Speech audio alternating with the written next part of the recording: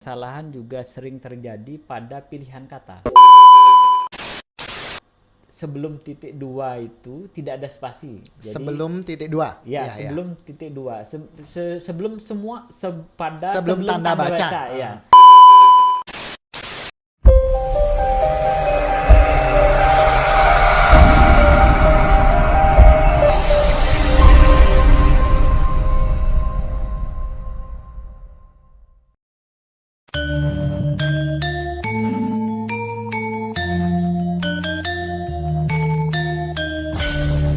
Balai Bahasa Provinsi Bali melayani dengan cinta.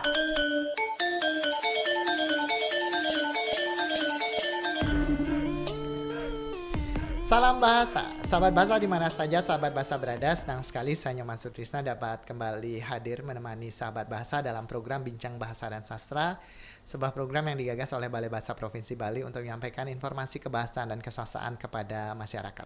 Siaran ini disampaikan melalui studio Subasita Balai Bahasa Provinsi Bali.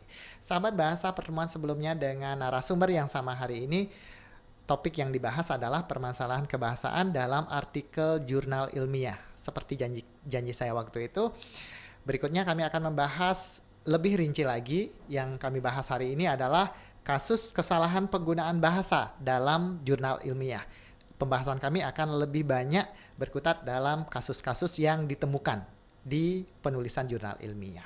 Nah, untuk melanjutkan pembahasan ini, di studio juga sudah hadir narasumber yang pada episode sebelumnya membahas kesalahan secara umum. Sekarang lebih detail lagi, beliau adalah Bapak Made Sudiana.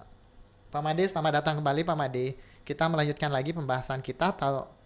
Sebelumnya masih umum pembahasan kita. Nah sekarang karena kita sudah berjanji untuk merinci lagi pembahasan kita sebelumnya itu, jadi hari ini kita akan melihat kasus-kasus apa saja yang mungkin Pak Made temukan atau pernah alami dalam penulisan jurnal ilmiah. Begitu ya Pak Made? Ya, terima kasih Pak Nyoman Sutrisna. Kita melanjutkan lagi pertemuan kita sebelumnya berkaitan dengan permasalahan penggunaan bahasa dalam jurnal ilmiah ya. Tetapi sekarang kita lebih ke kasus-kasus yang saya temukan ketika saya diminta untuk menelaah sebuah jurnal ilmiah. Atau juga saat Pak Made membaca sebuah jurnal ilmiah mungkin ya menemukan kasus-kasus ini. Baik, ya. Ya, secara umum dulu deh, kasus apa saja sih yang penulisan apa saja yang berkasus, bisa dikatakan gitu ya Made ya? Baik, Pak Nyoman Sutrisna dan sahabat bahasa di mana saja berada, permasalahan yang umum dalam jurnal ilmiah, penulisan jurnal ilmiah, itu yang banyak terjadi, yang kadang tidak disadari oleh penulis adalah kesalahan ejaan. Itu sering sekali terjadi. Yang kedua, kesalahan juga sering terjadi pada pilihan kata. Jadi penggunaan pilihan kata. Pilihan kata ini berkaitan dengan bagaimana memilih kata yang tepat tentunya yang digunakan dalam karya tulis ilmiahnya, dan juga bagaimana pembentukan kata, memilih kata yang bentukannya tepat sesuai dengan kaidah kebahasaan itu. Betul. Berikutnya penggunaan kalimat. Jadi kalimat dalam karya tulis ilmiah tentunya, dalam jurnal ilmiah tentunya bahasanya atau kalimatnya singkat, padat, jelas, dan strukturnya mungkin Pak Made ya? Strukturnya terutama strukturnya jelas sehingga apa yang ingin disampaikan dengan mudah bisa ditangkap oleh pembaca, itu yang utama. Dan gagasan apa yang ingin disampaikan oleh penulis itu juga dengan tepat ditangkap oleh pembaca. Itu. Berikutnya berkaitan dengan pemaragrapan. Kalau pemaragrapan biasanya ini bermasalah pada kesatuan paragraf. Berikutnya juga ada permasalahan pada kepaduan paragraf itu sendiri. Ya. Nah, itu yang sering bermasalah, Pak Nyoman Sri. Nah, Pak, tadi sudah disampaikan hal-hal yang sering bermasalah itu ada ejaan, bentuk pilihan kata, kemudian pembentukan Kalimat. kata, kalimat, penyusunan kalimat, paragraf. Nah, sekarang hal yang menjadi ujung tombak sebuah tulisan itu biasanya judul, Ya, betul. Pak Made. Nah, Ya. apakah pernah Pak Made melihat kasus kesalahan penulisan dalam judul ini atau bagaimana? Iya, baik. Judul memang sebuah di awal kita harus perhatikan ya ketika menulis, walaupun judul itu bisa diperbaiki setelah tulisan selesai misalnya seperti itu. Karena ada ketentuan biasanya, tergantung gaya selingkung penulisan karya ilmiah tersebut, ada pembatasan penulisan, maksud saya pembatasan kata dalam sebuah judul. Iya. Nah, kadang-kadang ini juga membuat penulis menghilangkan beberapa kata yang kadang-kadang itu harus ada dalam kelompok kata itu. Sebenarnya itu kata yang penting gitu ya, Kata tapi yang dihilangkan penting. karena untuk Iya, mengikuti itu untuk aturan tadi. mengikuti jumlah kata yang diharuskan, Diperkenankan oleh jurnal itu ya. jurnal tersebut. Nah, menurut saya kalau lebih satu kata, dua kata dalam sebuah ketentuan itu, untuk menghindari kesalahan maksud, saya pikir masih ditoleransi. Tidak masalah. Iya. Masih bisa ditoleransi. Karena begini, ketika judul yang panjang dengan penjelasan yang mestinya ada dalam sebuah judul itu, kalau itu dihilangkan, banyak hal yang bisa menimbulkan miskomunikasi. Ya. Saya pernah melihat sebuah judul yang tidak mencantumkan, misalnya sebuah judul yang tidak mencantumkan di sekolah mana Data itu diambil atau tulisan itu disajikan dalam judul. Nah, ini tentu akan sangat dari sisi kelengkapan judul ini tentu tidak pas. Jadi judulnya tidak lengkap sehingga pembaca pun tidak tahu ini di SMK mana begitu ya, karena itu tidak jelas seperti itu.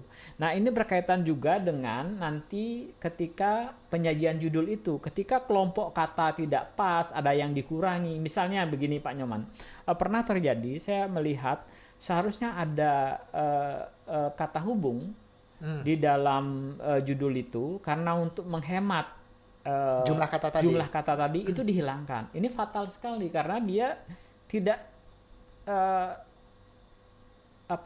sebuah kata hubung itu penting di situ untuk sebuah judul itu. Ketika itu hilang, jadi maknanya pun bisa berubah. Nah, ini tentunya dalam judul itu perlu diperhatikan jumlah kata. Jumlah kata, kalau hanya lebih satu kata, dua kata, saya kira pengelola jurnal juga bisa memaklumi itu ya. Karena itu memang harus ada. Karena bisa mengubah makna mungkin ya. Betul, atau bisa menyebabkan salah persepsi, salah persepsi atau salah pemahaman. Ya, karena betul. Ada misalnya beberapa kata yang dihilangkan sehingga pemahaman kita bisa berubah. Nah, berkaitan dengan judul, ada yang menetapkan barisnya, misalnya baris judulnya 2 atau 3 baris begitu. Nah, karena juga ini memanfaatkan 2 atau 3 baris itu, jadi ada kelompok kata yang tidak tepat. Susunannya tidak tepat. Misalnya, bisa memberi contoh nggak deh? Misalnya kata hubung berada di akhir. Jadi seharusnya kata hubung itu berada di depan kata berikutnya. Karena apa? Karena ini akan menjadi kelompok kata itu. Frasa begitu ya, frasa yang harus kelompok tidak frasa. boleh pisah. Misalnya dan apa begitu ya. Jadi dan itu jangan menggantung di akhir. Iya. Jadi dan itu berada di awal baris berikutnya. Ada juga yang saya temukan sebagai, misalnya ini kasus saja Pak Nyoman ya. Jadi ada sebagai pembantu jumantik misalnya seperti itu. Itu Jadi sebagai itu juga sama kasusnya dengan dan tidak boleh ada ya, di akhir tidak boleh ada baris ya. di akhir baris karena itu akan mengganggu. Hmm. Nah, hal seperti ini, kelompok kata ini bisa mengganggu makna ketika struktur yang agak rumit. Jadi kelompok kata yang dalam bidang ilmu tertentu misalnya agak rumit. Tidak semua orang bisa paham dengan langsung ketika membaca itu. Mungkin setelah membaca keseluruhan isi jurnal itu baru paham. Oh ini ternyata ini ada kesalahan begitu. Jadi di awal itu penulis harus paham sendiri judulnya. Jadi ketika dikirim ke ke jurnal atau akan dipublikasikan itu tidak menimbulkan keraguan pemaknaan. Jadi penulis sendiri sudah paham dan membuat kelompok kata dalam judulnya itu menjadi sudah dengan mudah bisa dipahami begitu. Jadi kelompok-kelompok katanya jelas. Terus pembagiannya kalau ada dibagi. Nah, satu lagi kadang-kadang penulis ini kurang memperhatikan bahwa dalam sebuah teks katakanlah begitu itu bisa diatur marginnya untuk membuat judul itu menjadi pas begitu ya. Nah karena kalau dibiarkan margin itu kadang-kadang judul itu dipecah oleh margin. Jadi setidaknya itu bisa dikerjakan secara manual begitu ya, ya? Bisa dikerjakan secara manual dulu supaya kelihatan, oh ini loh kelompok katanya.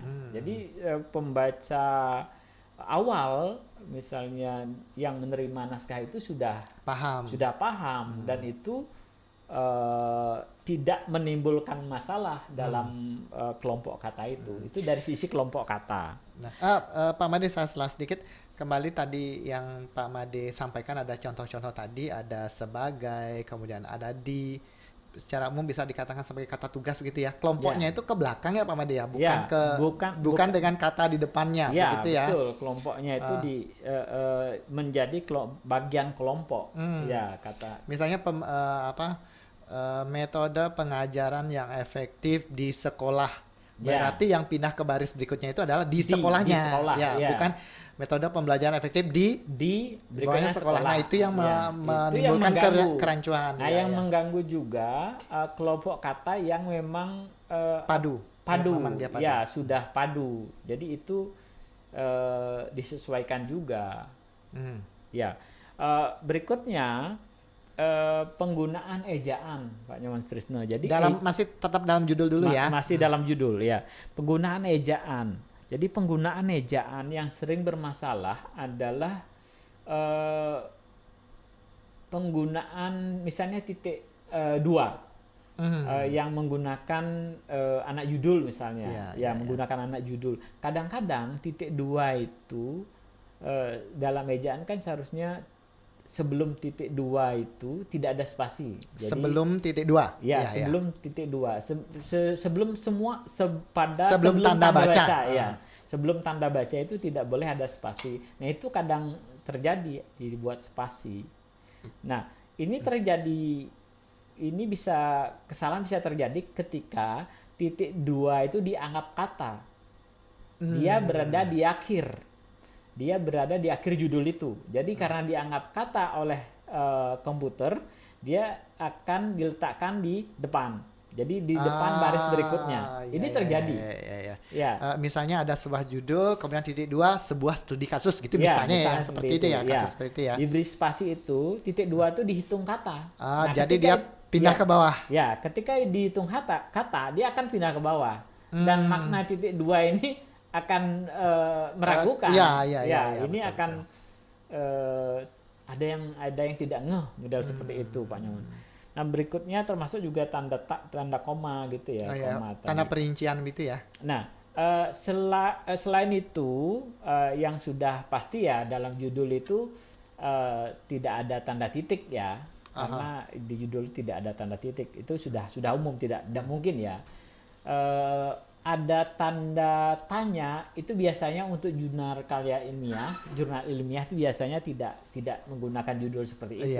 Karena itu bersifat Ya, bisa populer gitu ya, ya. bisa artikel ya yang sifatnya populer itu. Terus tanda seru juga biasanya tidak digunakan untuk jurnal ilmiah, Ilmiah. kecuali dalam hal-hal tertentu, misalnya untuk judul yang memang ada tanda tanya, ada tanda seru untuk judul, misalnya judul sebuah. Memang ada maksud untuk itu ditekankan gitu ya, Pak Iya, Made ya. ada maksud saya ada judul, misalnya judul dari sebuah karya, misalnya cerpen atau apa misalnya gitu ya. Yang Jadi memang sudah ada ya, tanda silakan bacanya. tanda bacanya. Tetapi untuk sebuah judul artikel itu tentu tidak. Memang tidak. Ya, tidak di ini. Nah, berkaitan dengan tanda baca, tanda koma tadi, pemisahan bagian dalam judul. Misalnya judul yang menyertakan nama desa, terus kecamatan, kabupaten, itu diisi tanda koma. Itu penting karena itu membedakan mana desa, mana kecamatan, mana kabupaten. Kalaupun misalnya tidak disebutkan desa ini, tetapi sebaiknya itu disebutkan lengkap karena ada beberapa penyebutan yang berbeda. Jadi misalnya ada yang menyebut desa, ada yang menyebut kelurahan. Karena ini memang nama wilayah. Ada yang menyebut kabupaten, ada juga kota. Nah, kita kalau di Bali kan tidak ada kabupaten tertentu yang juga kota tertentu, begitu, tidak ada. Ya, kebetulan kalau di Bali ya kabupaten satu saja, kota ya satu gitu ya. Kalau di daerah lain kan bisa jadi nama kabupaten juga iya, terus nama kota juga iya, begitu ya. Jadi harus jelas. Jadi desa, koma, kecamatan, koma, dan seterusnya itu. Nah, itu yang sering terjadi ya Pak Nyoman ya. Nah, tadi kan kita spesifik dulu pada judul. Apakah kasus-kasus ini juga terjadi di isi? Ya, kalau di isi, ejaan juga paling banyak. Karena gini Pak Nyoman, karena kadang-kadang penulis kurang perhatian dan kurang mau tahu atau kurang mencari tahu, padahal kalau dari sisi ejaan sebenarnya ini kalau saja penulis ada semacam ini yang kuat ya, pemahaman ejaan yang kuat pemahaman ejaan yang kuat, atau bagaimana sih saya menuliskan kata ini, misalnya bagaimana saya menuliskan ini itu, misalnya seperti itu bisa dicari sendiri. Nah, ini kadang-kadang terlupakan, entah karena penulis malas untuk mengecek mana sih yang benar, bagaimana sih menuliskan, kadang-kadang seperti itu. Jadi ini malah paling banyak Pak Nyoman. Jadi dari sisi ejaan malah paling banyak. Kan tadi dari ejaan, bentuk pilihan kata dan seterusnya, itu ejaan yang paling banyak. Nah, sekarang dari ejaannya sendiri, kasus-kasus apa saja yang biasanya bermasalah, Pak Ade? Iya, dari ejaan sendiri, ini yang masih paling banyak terjadi itu kata depan, Pak Nyoman. Kata depan di dan ke terutama. Kalau dari kan ya pasti pisah ya, kecuali daripada yang sering juga dipisah. Oh iya, penulis itu harus serangkai ya. Penulisan di dan ke itu ya yang di dan ke bermasalah. sering sekali. Ini sering terjadi karena mungkin ya kekurang perhatian penulis terhadap bagaimana menuliskan itu. Karena memang ada di dan ke itu sebagai kata depan, ada sebagai imbuhan. Itu Betul. yang sepertinya yang membuat itu yang paling sering. Nah, yang sering mungkin kasus ragu mungkin ya, yang ragu sering ditulis ragu itu di antaranya, misalnya seperti itu. Itu kan mungkin kalau di sawah, di sekolah, di rumah orang kan sudah mungkin tahu. lebih paham ya. Lebih paham bahwa itu pasti dipisah penulisannya. Karena itu keterangan tempat gitu ya. Walaupun pada kenyataannya juga ada yang salah juga ya, tetapi tidak juga, banyak ya tidak kasus banyak. itu. Misalnya di antaranya itu sering ditulis serangkai. Terus di mana itu sering ditulis disambung dirangkai. Diserangkaikan. Nah, penggunaan di mana juga yang bukan menunjukkan tempat itu sering digunakan dalam kalimat. Itu kasusnya dalam kalimat, Pak Nyoman. Karena dianggap sebagai kata hubung gitu ya. Dianggap sebagai kata hubung yang berkaitan dengan bahasa Inggris ya, misalnya. Jadi ada where, which gitu ya yang di tengah ya. Jadi itu di apa namanya, diterjemahkan dari situ, seolah-olah diterjemahkan dari situ, sehingga muncullah dalam bahasa tulis ragam formal itu muncul di mana begitu ya, di mana yang maksudnya bukan pertanyaan untuk menanyakan tempat gitu ya. Nah, itu sering terjadi. Terus yang saya temukan dalam beberapa kasus itu penulisan ke depan. Misalnya begini, perubahan bangsa ini ke depan, begitu ya. Jadi ke depan ini diserangkaikan. Beberapa kasus saya temukan itu. Jadi ke depan. Rasanya sih kurang ini ya. Kalau kita berbicara sih rasanya memang serangkai gitu ya kalau kita berbicara. Tapi padahal menurut aturan ya memang harus dipisahkan ya ke depan. Sama dengan ini. Kehadirat Tuhan begitu ya, biasanya dalam penulisan doa begitu ya, dalam penulisan di awal ya, misalnya kata pengantar begitu ya, kehadirat puji syukur kehadirat Tuhan yang Maha Esa karena sudah memberikan apa gitu ya. Kehadirat itu kadang-kadang dianggap kehadirat itu satu kata. Kehadirat. Ya. Jadi yang seperti itu. Jadi perasaan kita kok ini satu kata begitu ya. Tapi kalau kita lacak, ini seharusnya dijadikan dua kata atau tidak diserangkaikan. Karena untuk mengujinya juga tidak terlalu susah ya Pak Made ya, kapan kata itu harus dipisah dan dirangkai ya. Betul. Kalau itu dipisah ketika bisa dipertukarkan dengan ke dan dari, kan gitu ya. Ketika bisa dipertukarkan ke dan dari, berarti dipisah. Satu lagi yang sering bermasalah itu dalam judul. Dalam judul kata depan. Nah, kata depan misalnya di antara. Kata di antara itu kan kelompok kata depan. Jadi di antara itu kata depan yang terdiri atas dua kata. Jadi itu di antara. Misalnya apa gitu ya. Berarti ini maksud Bimade penulisan huruf kapital dalam judul gitu ya? Ya, itu akhirnya kaitannya ke sana dengan judul. Saya temukan model-model seperti ini. Penggunaan di antara, seharusnya di dan antara itu sama-sama kecil karena itu kelompok kata depan. Di antara, di samping. Ya, di samping, di antara, apalagi di balik. Karena memang keduanya dalam kasus itu merupakan kata depan. Ya, kata depan yang menjadi kelompok kata berikutnya. Misalnya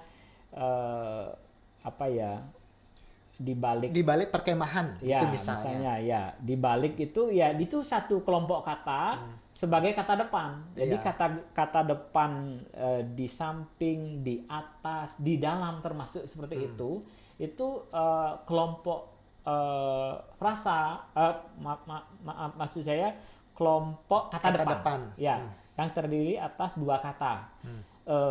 Preposisi itu kan ada di, ada dalam, ada juga di dalam. Jadi itu satu kelompok sehingga dalam penulisannya itu tidak dalamnya tidak kapital karena dia kata depan. Jadi kelompok kata depan itu sebagai kelompok kata depan di dalam, di antara dan sejenisnya itu. Nah, berarti ini juga kita kembali ke judul berarti ya? Ya, kita di judul juga kasus-kasusnya adalah penulisan huruf kapital. Ya. Nah, saya mau menanyakan Bimade, yang juga sering dalam penulisan huruf kapital pada judul itu adalah kata ulang. Ya. Penulisan kata ulang kan? Ya. Nah, biasanya kata ulang itu karena ada dua aturan dalam penulisan kata ulang. Begitu ya, Pak Made ya, kalau saya tidak salah ya. Kadang ditulis kedua kata itu huruf depannya kapital, kadang yang depannya saja kapital, yang belakangnya tidak kapital. Mungkin bisa disampaikan Pak Made? Ya. Yang ditulis kapital itu kata ulang yang utuh. Jadi siswa-siswa itu misalnya ya ada judul begitu ya, siswa-siswa karena utuh siswa dan siswa itu sama. Berarti keduanya itu kapital dalam judul. Kalau kata ulang yang misalnya yang Kata ulang turunan gitu ya. turunan ya, misalnya tolong menolong gitu ya, itu kan Dua kata dia ya sebenarnya ya. dua kata, tapi itu kan tolong menolong itu menjadi satu rangkaian, Iya, iya, ya iya. satu rangkaian tolong ulang. menolong, kata ulang begitu ya. Nah itu ditulis dengan yang depan saja ya kapital. T-nya saja yang besar ya, Ya. tolong, sementara menolongnya itu Ya, kecil. ya. Jadi yang intinya kalau kita membuat huruf kapital di judul untuk kata ulang, yang kata ulang Utuh yang ditulis dengan huruf keduanya. kapital, keduanya. Kalau dia kata ulang turunan itu Ya, yang depannya saja ditulis. Ya, paham, aturan paham. seperti itu. Ya. Ya. Baik. Nah, kembali ke isi tadi, ke masalah ejaan. Ya. Apalagi yang menjadi masalah besar dalam penulisan itu? Yang sering bermasalah juga adalah penulisan bahasa asing yang ditulis tidak miring. Seharusnya kalau ada unsur asing, kata asing itu ditulis atau dicetak miring penulisannya. Ini juga termasuk kata daerah. Karena dalam tulisan bahasa Indonesia itu dianggap asing ya, walaupun dianggap bahasa asing, daerah. ditulis dengan cetak miring. Nah, kalau menggunakan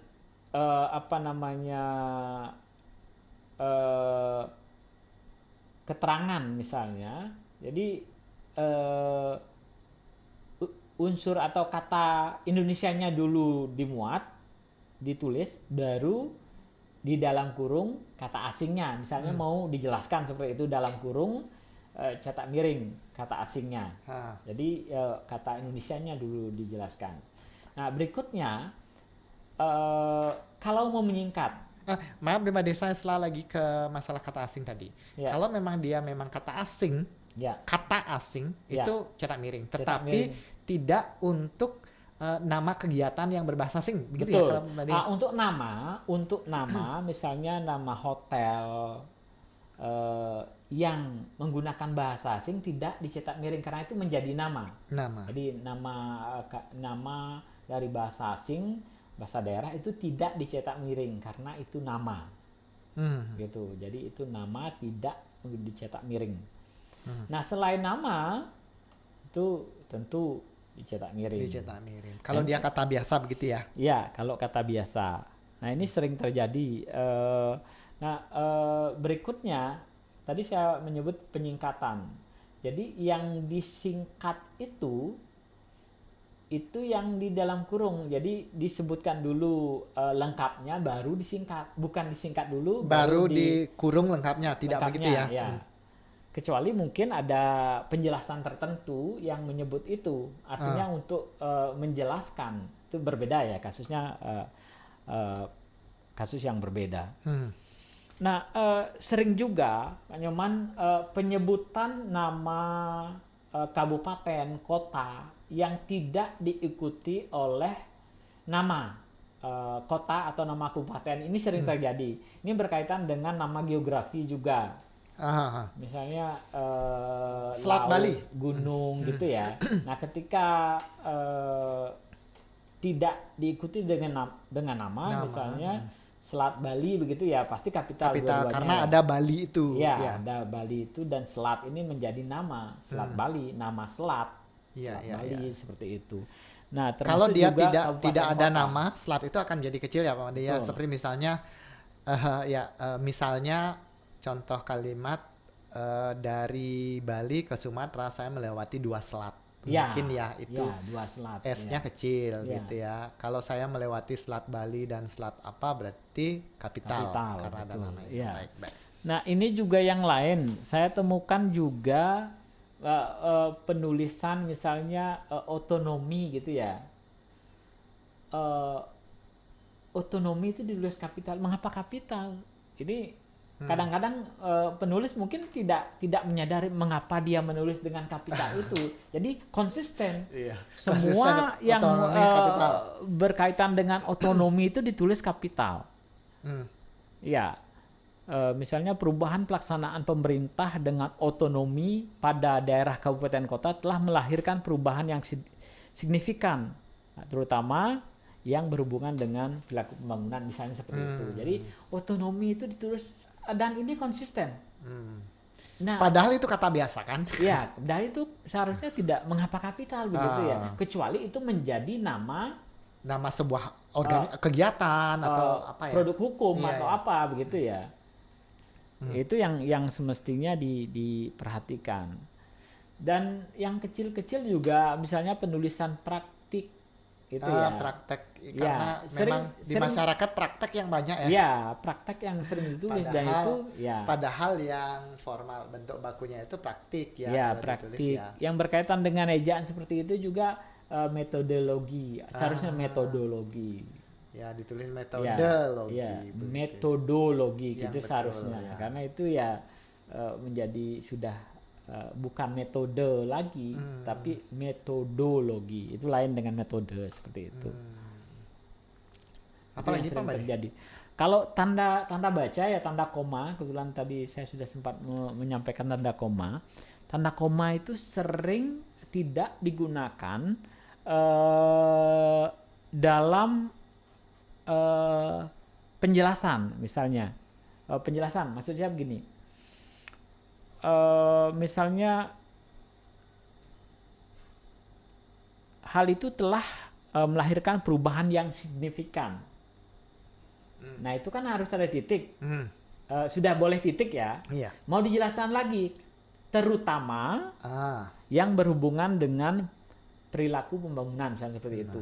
Jadi itu yang harus tanda koma. Ada koma di situ. Karena itu sudah bisa selesai sebenarnya. Itu hanya keterangan tambahan. Ya, begitu keterangan tambahan yang sebelumnya, terutama apa misalnya seperti itu. Nah, ini pun bisa menjadi kalimat yang utuh terpisah. Berikutnya. Ya, kalimat misalnya hal itu terutama berkaitan dengan apa misalnya seperti itu. Jadi itu sebenarnya bisa menjadi sebuah kalimat yang utuh berikutnya. Jadi terutama, nah itu merupakan bagian penjelasan. Nah ini koma yang sering dilupakan. Nah biasanya ini juga terjadi untuk kata seperti ya Pak Madi ya? Iya seperti. Tadi, Ya seperti. Karena lebih sering kata seperti itu digunakan untuk melengkapi kalimat utuh sebelumnya sebenarnya ya. Ya, kalau seperti yang menyatakan perbandingan itu kan bagian dari kalimat sebelumnya ya. Memang. Itu beda kasus dengan ya beda kasus. Nah ini juga sering terjadi yang seperti itu tuh yaitu. Seperti, yaitu, yakni kan begitu. Merupakan bagian penjelasan dari kalimat sebelumnya yang sebenarnya sudah selesai. Ya, bagian sebelumnya. Jadi menjadi bagian penjelas koma yaitu. Jadi koma yaitu merupakan penjelas dari kalimat sebelumnya. Ya, kalimat sebelumnya. Yakni juga seperti itu. Nah, ini berbeda dengan adalah nanti. Jadi betul. Adalah apalagi merupakan ialah itu memang tidak ada koma. Itu memang predikat ya. Ya, memang bagian dari predikat sehingga dalam struktur kalimat di situ tidak ada koma. Jadi dalam struktur kalimat misalnya kalau struktur kalimat subjek predikat jadi tidak ada koma di antara struktur kalimat itu kecuali di misalnya di bagian tertentu ada uraian itu lain. Jadi dalam struktur kalimat antara subjek dan predikat misalnya dia tidak ada tanda koma, tanda baca, tanda koma gitu. Baik, memang secara umum yang lebih banyak terjadi kasus kesalahan penulisan kebahasaan dalam sisi ejaan yang seperti tadi itu ya Pak Made. Ya, itu yang paling umum. Ada huruf kapital, kemudian huruf miring juga, kemudian tanda baca khususnya tanda baca koma tadi. Nah, yang mau saya tanyakan sekarang, penulisan angka itu Pak Made dalam sebuah tulisan formal, jurnal ilmiah itu.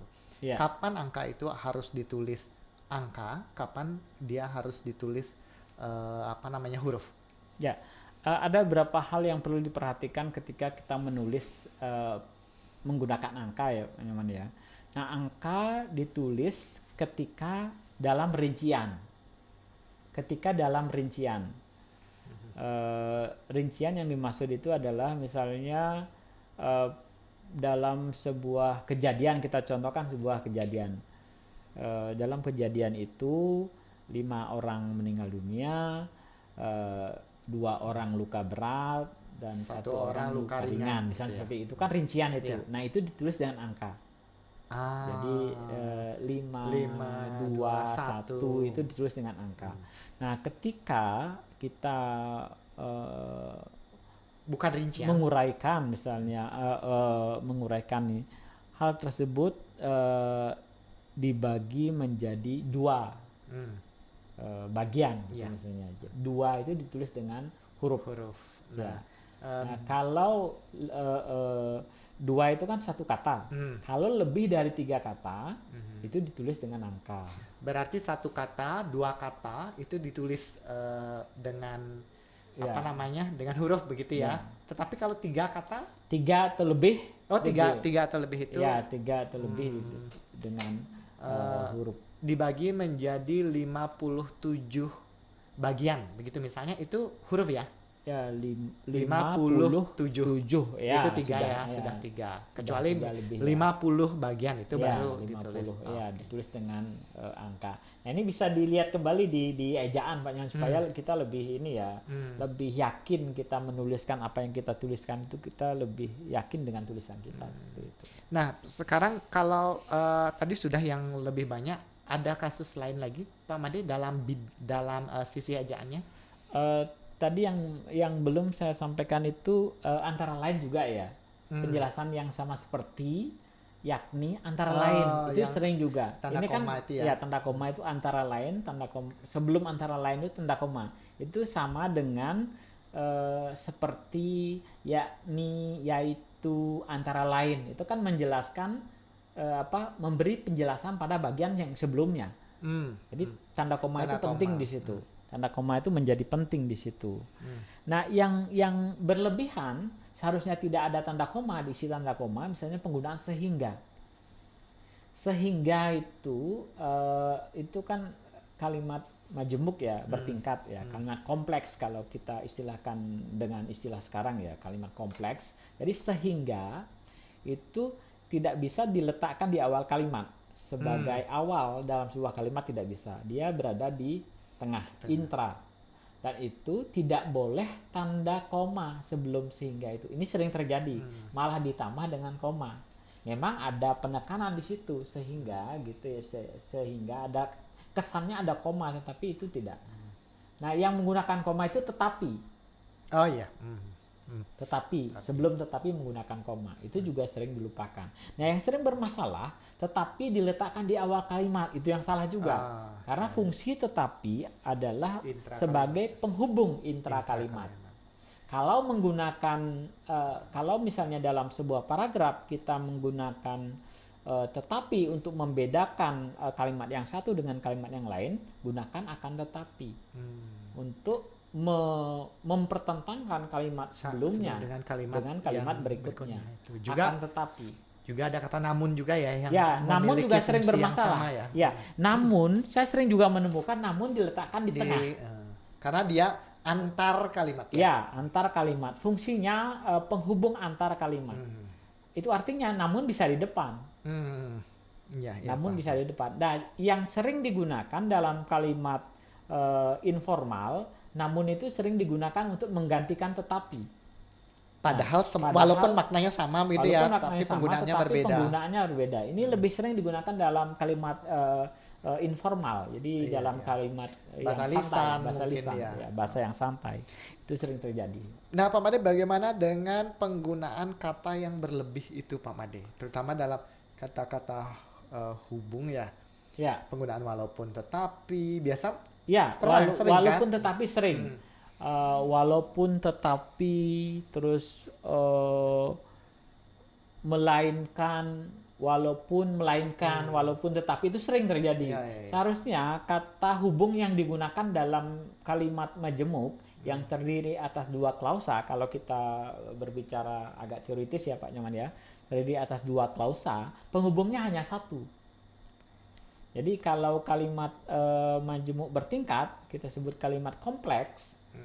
Ya, meskipun koma berikutnya, klausa berikutnya. Tetapi lagi, tidak ada tetapi. Karena fungsinya itu sama ya? Fungsinya sama, dan itu menjadi salah kalimat majemuknya. Karena seharusnya kalau 2 klausa, penghubungnya hanya 1. Kalau kalimat majemuk campuran, yang campuran itu memang dua penghubung, satu bertingkat dan satu setara. Jadi misalnya walaupun dan misalnya itu kan memang dua penghubung yang berbeda. Ya, satu penghubung untuk yang bertingkat dan satu yang setara. Nah, yang tidak boleh itu yang bertingkat dua-duanya, itu yang tidak boleh. Di bertingkat, dua-duanya bertingkat itu kan menjadi salah kalimatnya dari segi struktur, karena penghubung itu seharusnya digunakan satu saja. Itu yang sering terjadi. Ya. Nah, itu dari sisi ejaan. Mungkin sementara cukup dulu untuk sisi ejaan. Nah, kemudian untuk bentuk dan pilihan kata, Pak Made, yang sering salah. Tadi sudah sempat disinggung penggunaan praktik yang seperti itu masuk ke wilayah pilihan kata juga ya? Yang pilihan kata yang tadi itu termasuk namun dan tetapi. Itu pilihan kata.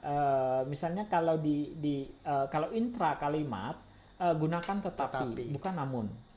Kalau dia antar kalimat gunakan namun boleh dengan tanda koma juga. Dengan tanda koma. Namun gitu ya. Ini mempertentangkan kalimat sebelumnya dengan kalimat berikutnya. Betul. Itu juga akan tetapi seperti di situ. Nah, yang untuk permasalahan yang sering terjadi berkaitan dengan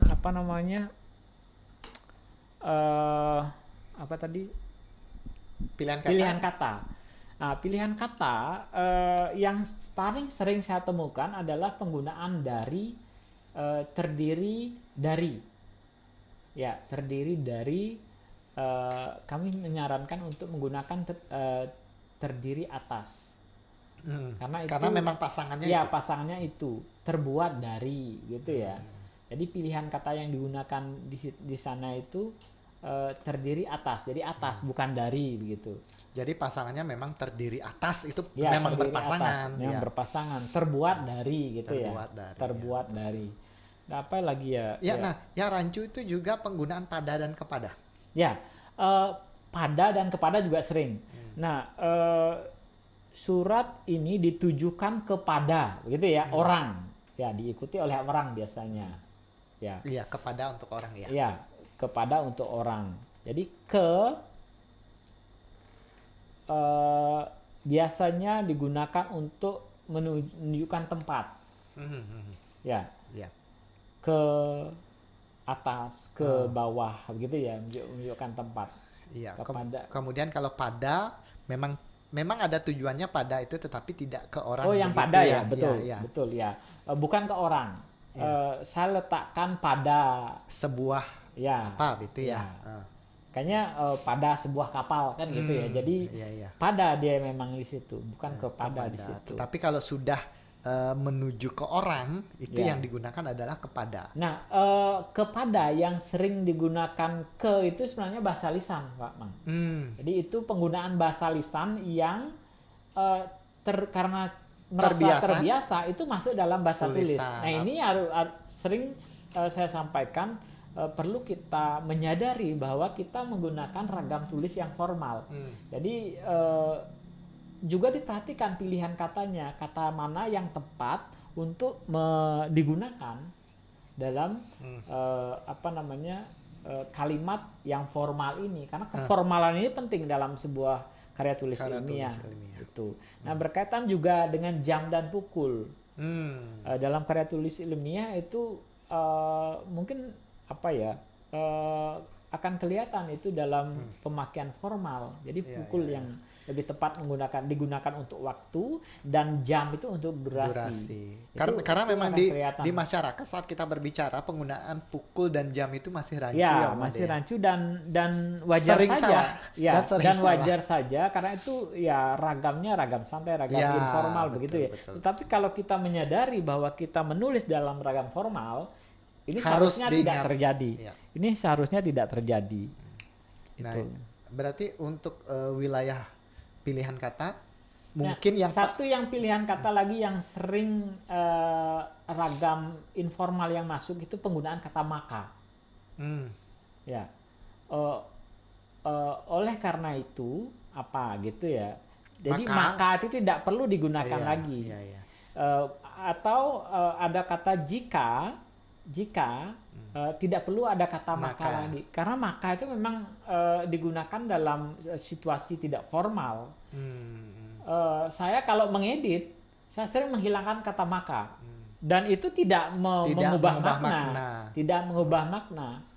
Memang kalau ada kata maka itu rasanya lebih ada penekanan begitu, tapi kalau itu dihilangkan juga maknanya tidak akan berubah. Dan itu memang saya perhatikan memang penggunaan dalam bahasa lisan. Itu penggunaan dalam bahasa lisan. Nah, kasus apa lagi kira-kira Pak Made? Yang sering juga terjadi, misalnya berkaitan dengan maka tadi ya Pak Nyoman ya, maka dari itu, nah itu digunakan di awal. Itu saya sampaikan itu bahasa lisan. Jadi oleh karena itu, jadi kalau penyimpulan dalam bahasa tulis formal, lebih baik kita menggunakan oleh karena itu, bukan maka dari itu. Berikutnya juga penggunaan akibatnya, itu ya. Jadi akibatnya, misalnya ini sering digabungkan dengan kalimat sebelumnya, sehingga kalimat itu kadang-kadang panjang. Jadi akibatnya itu bisa menjadi bagian penegasan dari kalimat berikutnya. Jadi koma akibatnya dan seterusnya gitu ya. Nah, seharusnya kan koma akibatnya, kan lagi koma di situ. Sebenarnya boleh seperti itu, tetapi menurut saya lebih efektif kalau kita putus sampai kalimat sebelumnya itu. Titik di situ, akibatnya, koma. Jadi itu lebih tegas, kita membuat orang juga lebih cepat paham. Oh, akibatnya, oh ini loh yang menjadi akibat. Gitu ya. Sebelumnya apa kalimat. Jadi karena saya menemukan sebuah kalimat yang agak panjang, yang ada kata namun dan ada kata akibatnya. Contohnya seperti ini, saya bacakan ya Pak Nyoman ya. Sampai saat ini petugas sudah menjalankan tugasnya. Ada koma di sana, namun terkendala dalam jumlah personel. Ini sudah bagus, personel digunakan. Ya. Jumlah personel dan ruang lingkup monitoring, koma, akibatnya kasus infeksi DBD di Bali tetap tinggi. Nah, permasalahannya ada dua nih Pak Nyoman. Yang pertama menggunakan namun.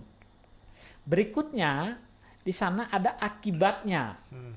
Jadi saya menyarankan untuk potong saja sampai sebelum akibatnya itu. Kalimat itu lebih pendek dan jelas, bisa ditangkap, dan namun itu diganti dengan tetapi. Karena dia intra kalimat ya. Intra kalimat. Berikutnya akibatnya akan menjadi tegas. Jadi akibatnya apa? Misalnya akibatnya koma kasus infeksi menjadi ini. Dan itu juga bisa menunjukkan bahwa kalimat yang isi akibatnya itu adalah kalimat penting, dan akibatnya itu kata penting. Itu menjadi penegasan. Itu biasanya menjadi bagian yang penting dari paragraf itu. Akibatnya gitu. Jadi ada kalau kita melihat struktur sebuah paragraf, ada kalimat-kalimat penjelas dulu, baru ditegaskan pada bagian akhir itu. Itu menjadi penegas, bagian penegas. Bisa menunjukkan fokus dari paragraf itu, bisa dikatakan bisa gitu menjadi fokus dari situ. Nah, dan satu lagi ada monitoring di sini. Monitoring ini kan kata asing. Ini tidak dicetak miring. Ya, sebaiknya digunakan cetak miring. Atau kalau misal sudah ada padanan dalam bahasa Indonesia, lebih baik gunakan padanan bahasa Indonesia. Baik. Ada yang lain lagi, Pak Made? Ya, saya sering melihat juga perincian dengan kata berikut. Ya, saya sering melihat perincian dengan kata berikut. Misalnya, penulis merinci bagian dengan menggunakan rincian berupa angka. Nah, berikut itu, setelah berikut diberi titik 2, padahal itu berakhir menjadi sebuah kalimat. Jadi mengapa tidak titik saja? Karena itu berakhir menjadi sebuah kalimat. Saya contohkan, kegiatan pelatihan pembantu jumantik di desa A, kecamatan A, kabupaten A misalnya, kabupaten B misalnya, dilakukan dengan metode sebagai berikut. Titik 2. Berikutnya enter, berikutnya 1, 2, dan 3 dan seterusnya. Padahal itu menjadi sebuah kalimat yang utuh. Jadi kalau begitu, kalau berikut itu gunakan saja titik. Tanda titik, ya. Berikutnya dirinci. Nah, rincian itu bisa berupa paragraf. Bisa berupa 1, 2, 3 itu dalam satu paragraf. Bisa juga dirinci turun. Ya, dirinci turun lurus. Ya, itu merupakan bagian dari rincian berikut itu.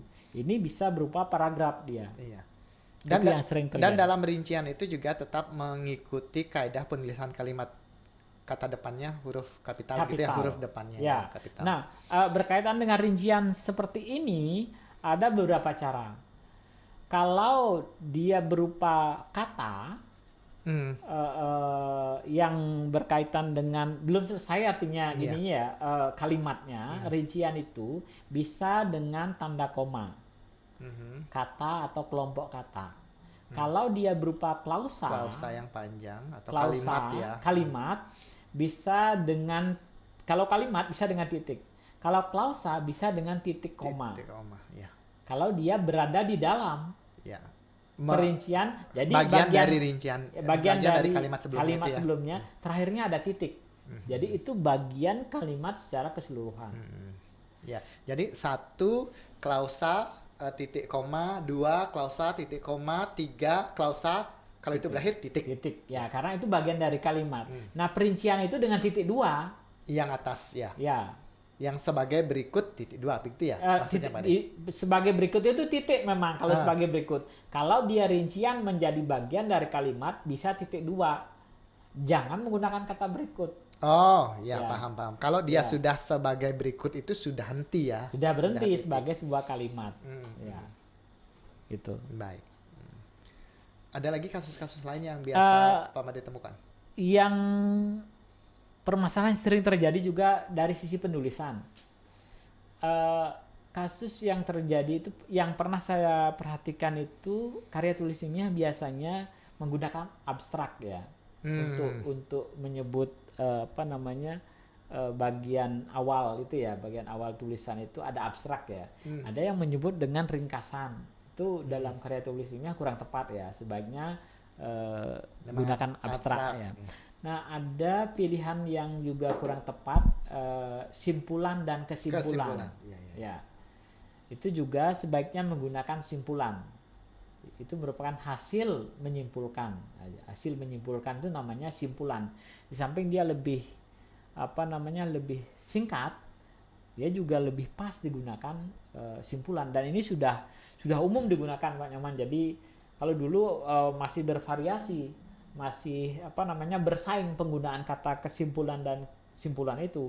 Kalau sekarang simpulan sudah lebih banyak dan kalau kita cari persaingan itu sudah dimenangkan oleh simpulan. Padahal dulu memang sudah banyak bersaing. memang bersaing ya. Memang bersaing itu antara. Padahal memang kalau dilihat dari pembentukan kata memang simpulan yang tepat ya, bukan kesimpulan dari sisi pembentukan kata. Ada juga Pak Nyoman ucapan terima kasih ya. Ini kadang-kadang kurang diperhatikan juga. Ucapan terima kasih itu kan sifatnya boleh ada boleh tidak ya dalam sebuah ini. Misalnya kita berterima kasih kepada siapa misalnya untuk bisa terwujudnya karya tulis ini misalnya. Nah, itu biasanya juga sering kurang diperhatikan, penulisan terima kasih. Ini sepele tetapi kalau ini menjadi sebuah akan membuat tulisan kita menjadi cacat ya. Betul. Terima kasih itu ditulis serangkai begitu ya. Kok kalaupun sebelumnya sudah benar bagus gitu ya, tiba-tiba muncul itu, terima kasih ya, yang terima kasih dirangkai. Itu kan kadang-kadang membuat kurang ini ya. Ada juga penulisan. Nah, dari sisi penulisan juga Pak Nyoman, tanda baca, tanda hubung dan tanda sampai dengan. Tanda pisah itu. Pisah itu, ya. Itu juga sering disamakan. Karena memang kita harus mengakui masyarakat kita sebagian besar belum bisa membedakan tanda pisah dan tanda hubung, Ya. ya kan berarti ya? Ya itu. Masyarakat kita belum bisa secara tegas membedakan kapan menggunakan tanda hubung dan kapan menggunakan tanda Tanda pisah. pisah. Ya. Kalau kita lihat kaidah ejaannya, tanda hubung salah satu fungsinya digunakan untuk kata ulang. Kata ulang, ya. Ya, kata ulang. Berikutnya digunakan untuk menghubungkan dua hal yang berbeda. Dua hal yang berbeda, misalnya tulisan huruf dan angka. Misalnya sekarang HUT kemerdekaan ke-76 Republik Indonesia, misalnya begitu ya untuk tahun ini ya. Ke itu Ya, huruf, ke kemudian 7 huruf, angka. 7 itu angka Arab ya, itu dihubungkan dengan tanda hubung. Tanda hubung. Itu fungsi tanda Fungsinya, hubung. salah satu fungsinya. Juga untuk menghubungkan, untuk memisahkan bagian-bagian huruf dalam kata. Kalau mau mengeja, betul. ya mengeja dituliskan itu caranya dengan tanda hubung ini. Nah, Itu fungsinya. mungkin juga karena memang dalam dalam tombol ketik kita tidak ada satu simbol yang Ya betul. menunjukkan tanda pisah mungkin ya, Pak Betul. Made. Padahal Tapi untuk itu- pembentukannya tidak masalah ya. Ya, karena kita tahu berbeda antara kata hubung, Tanda tanda hubung. hubung dan tanda pisah itu, sebaiknya kita jadi tahu bagaimana membuat tanda pisah. Jadi kalau yang sudah dibuat otomatis, tentu tanda pisah itu digunakan tanda hubung dua kali dan ketik Nanti lalu setelah enter. spasi juga dia akan Ya, dia nyambung ya, akan menjadi menjadi panjang ya. satu panjang. Atau kalau belum diatur otomatis, tinggal insert, cari di insert dan dimasukkan Ada dalam tanda itu. ada tanda itu.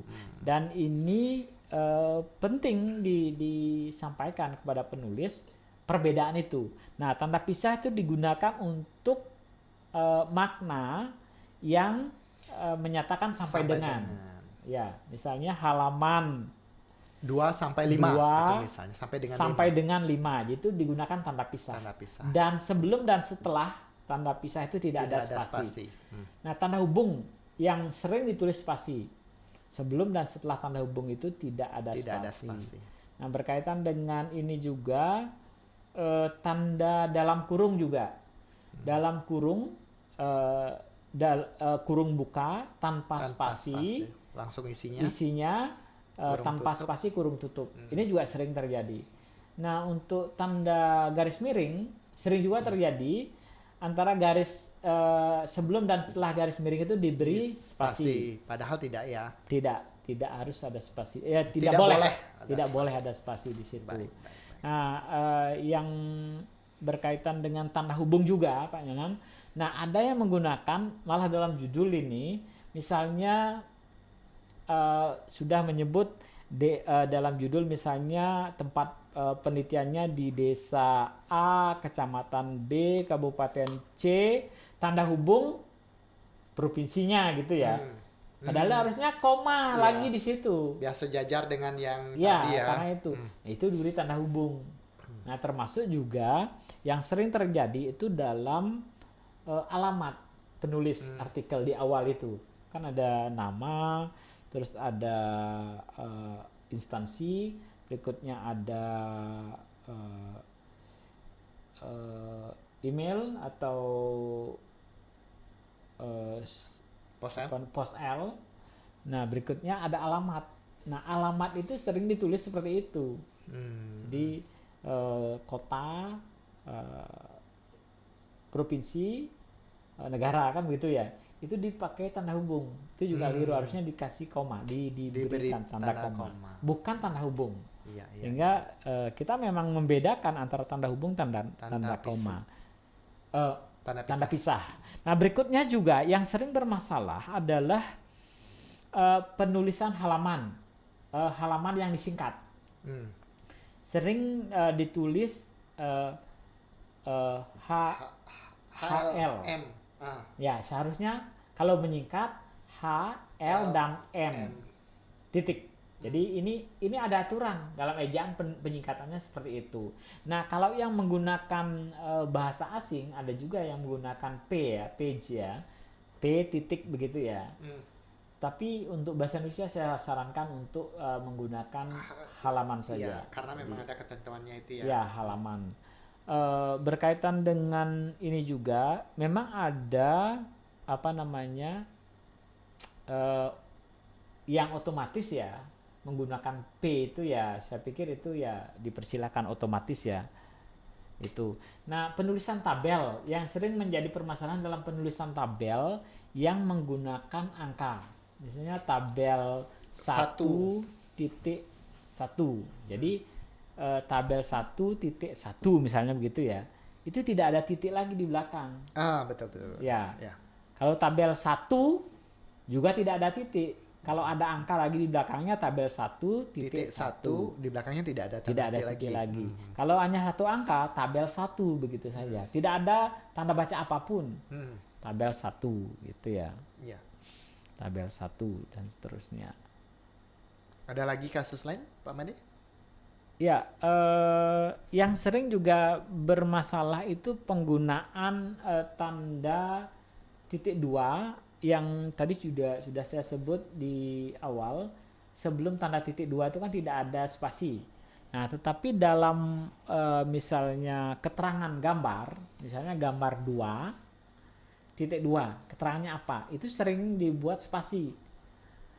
Dan ini akan mengganggu. Jadi secara tampilan juga tidak bagus kelihatan. Jadi dari sisi tampilan ini akan mengganggu tampilan.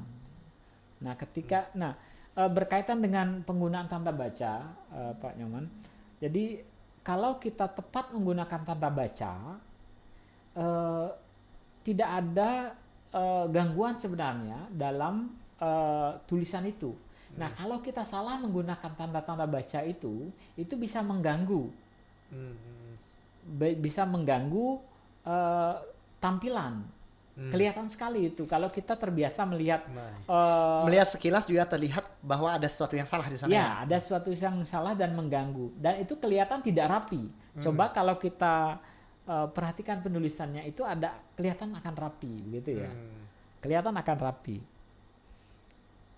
Nah, yang sering bermasalah juga untuk kata kunci.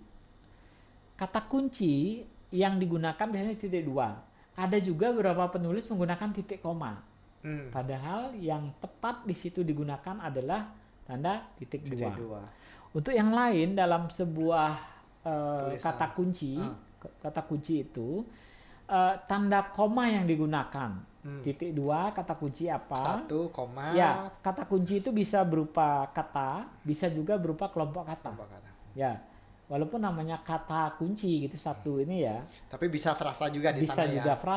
Bisa juga frasa di sana. Dan ada beberapa jurnal yang membuat kata kunci dengan urutan alfabet. Jadi alfabetis. Alfabetis ya. Ya, jadi diurutkan. Ini juga memudahkan dari kiri ke kanan. Ada pengurutan. Walaupun misalnya dalam judul berbeda urutannya, tetapi di kata kunci itu dibuat berurutan. Ini menurut saya bagus karena dari sisi pencarian itu akan lebih mudah tentunya. Jadi ada. Nah, berkaitan dengan penggunaan huruf, kata kunci itu menggunakan huruf kecil kecuali untuk nama. Kalau memang nama digunakan huruf kapital. Di kata kunci itu diperhatikan juga penulisannya dan tidak ada tanda baca di akhir, tidak ada tanda titik. Ya, ini kalau seperti tadi, kalau kita sudah menggunakan ejaan yang baik di situ akan kelihatan rapi juga seperti itu. Ya. Selain yang tadi kasus-kasus yang Pak Made sampaikan, apakah ada lagi kasus yang menonjol yang ditemukan? Yang menonjol itu misalnya kalimat yang panjang dan menggunakan beberapa predikat. Nah, ini akan membuat pembaca agak susah menangkap atau tulisan kita menjadi rancu. Misalnya begini, saya contohkan sebuah kasus ya, Pak Nyoman Sutrisno. Penelitian ini dilaksanakan dalam 2 tahap, yaitu tahap 1 adalah ini dan seterusnya.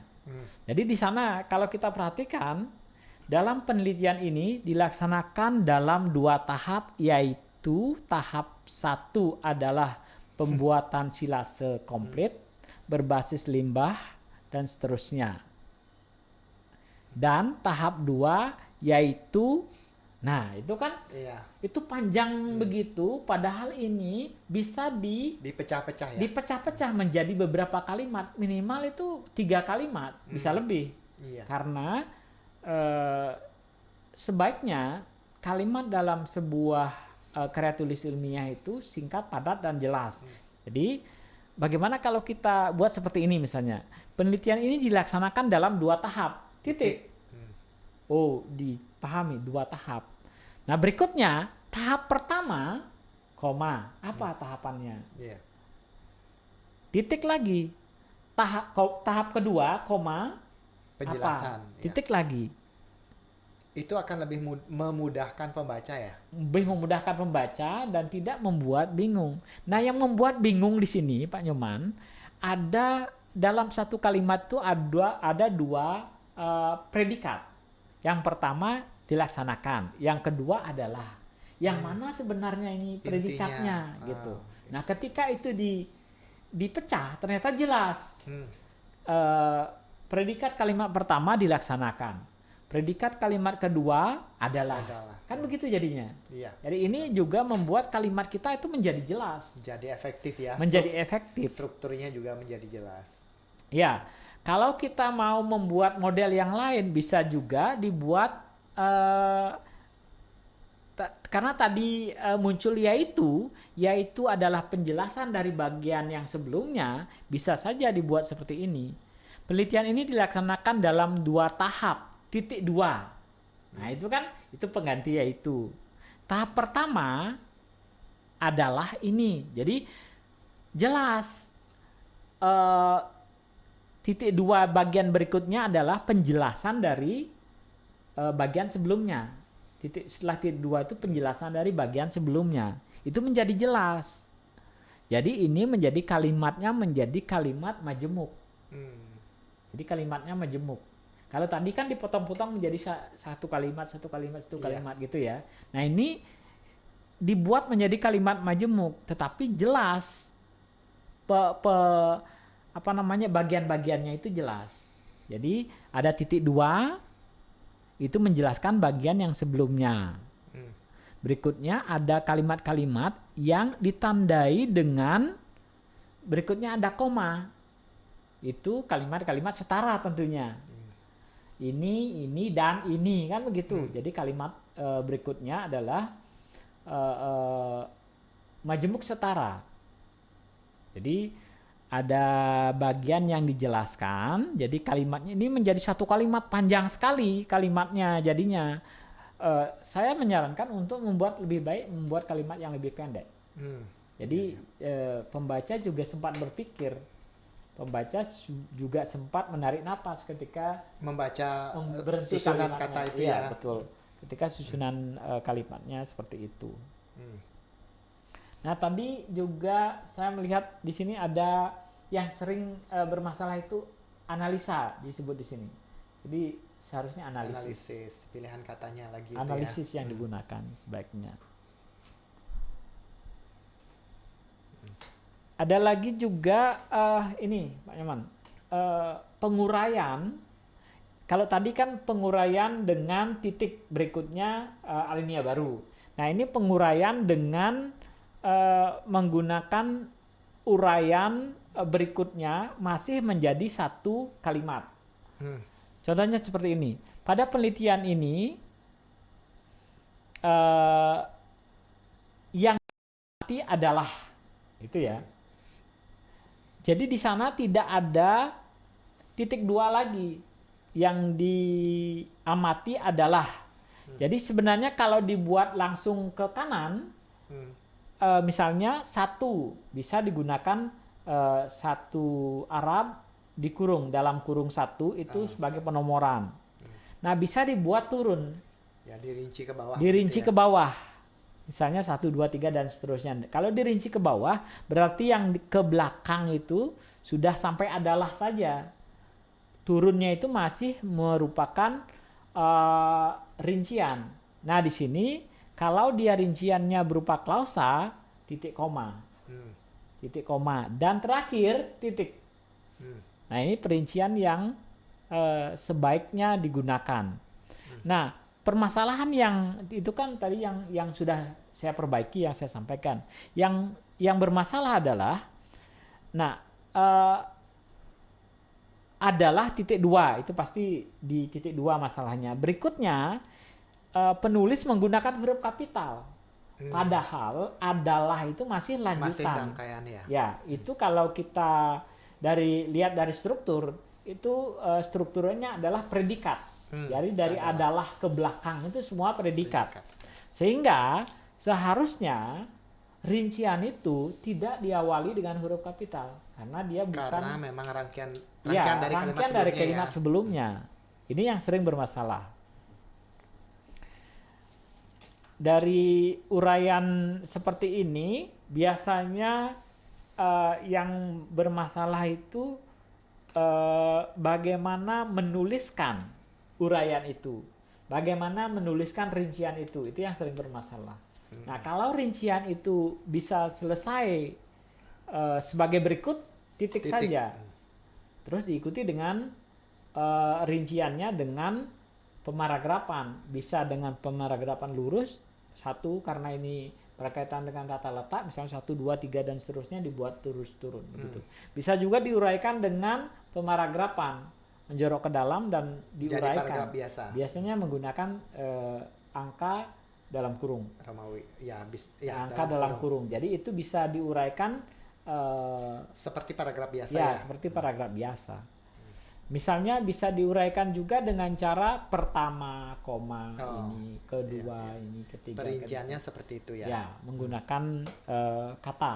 Misalnya pertama, kedua, ketiga dan seterusnya. Itu yang sering bermasalah, Pak Nyoman.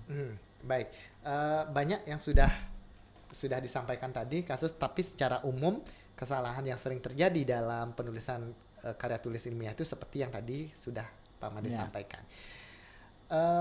Mungkin cukup ini dulu Pak Made ya kita sampaikan. Nanti kita akan ada pembahasan lain lagi, lebih rinci lagi tentang kesalahan-kesalahan ini. Dan ini Pak Nyoman, kebetulan ada lagi sedikit yang mungkin bisa saya sampaikan. Kadang kita tidak menyadari bahwa mungkin karena otomatis ya dalam komputer itu misalnya menulis simbol gitu ya, banyak yang keliru mungkin karena otomatis ya menjadi simbol seperti bahasa Inggris gitu. Ada yang memang karena tidak tahu ditulis simbol gitu ya, padahal sebenarnya simbol. Itu sering terjadi. Itu salah pilihan katanya. Ya, entah tipe atau bagaimana, tapi itu kurang sering terjadi. Nah berikutnya penulisan huruf kapital yang berkaitan dengan tempat ibadah gitu ya, misalnya pura kalau bukan nama itu dia tidak kapital ya. Pernah ada sebuah perdebatan ketika diskusi begitu ya, itu kan tempat suci, kita sucikan, kita yang harus hargai, mengapa huruf kecil, kita gunakan huruf kapital saja begitu ya. Saya sampaikan ya Pak, ini kan bukan menjadi nama. Akhirnya setelah saya berikan penjelasan begitu bisa diterima. Pura misalnya gitu ya. Penulis itu konsisten sekali dari awal sampai akhir. Kapital. Setiap pura itu kapital. Padahal bukan nama. Pura, bukan menjadi nama. Pura begitu ya. Itu ditulis kapital. Nah, agama Hindu gitu ya. Agama dan A pada agama dan H pada Hindunya semua kapital, konsisten. Itu ya. Saya sampaikan, Pak, yang kapital itu hanya Hindu. Hindu itu adalah nama agama. Jadi agamanya kecil saja A-nya. agama Kecil. Hindu. Ini sama dengan suku Sasak, suku Bali, S-nya kecil.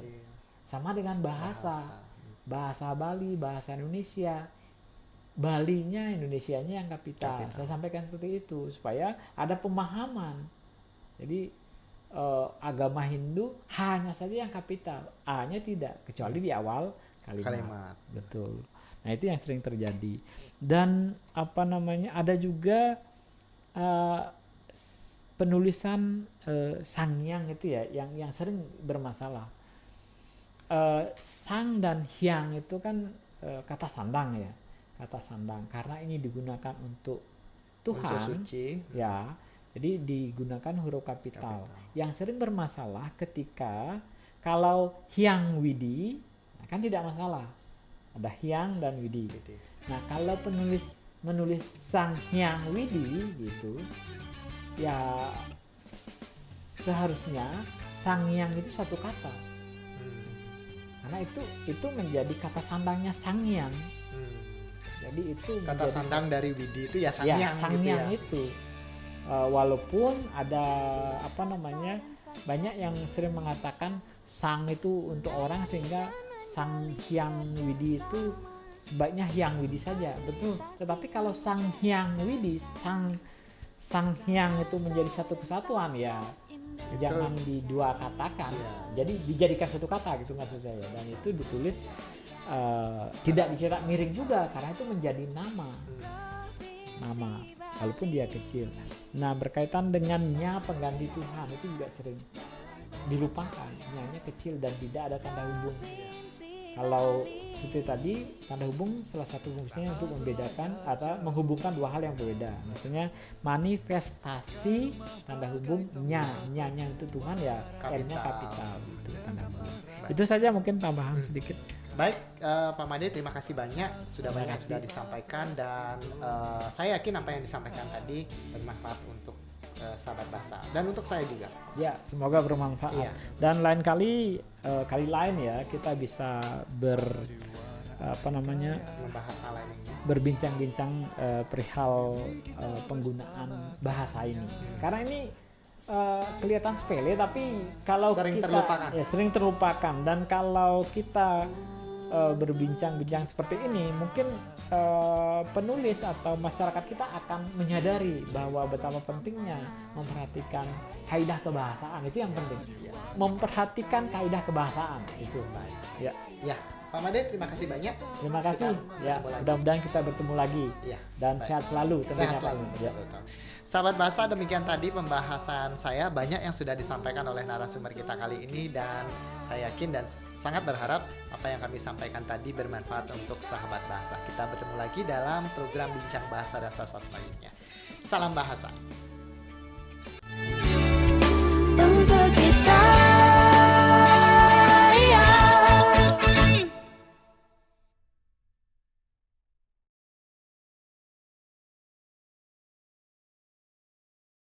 Kesalahan juga sering terjadi pada pilihan kata. Sebelum titik 2 itu tidak ada spasi. Jadi, sebelum titik 2? Sebelum titik 2. Sebelum semua sebelum tanda baca. Ya.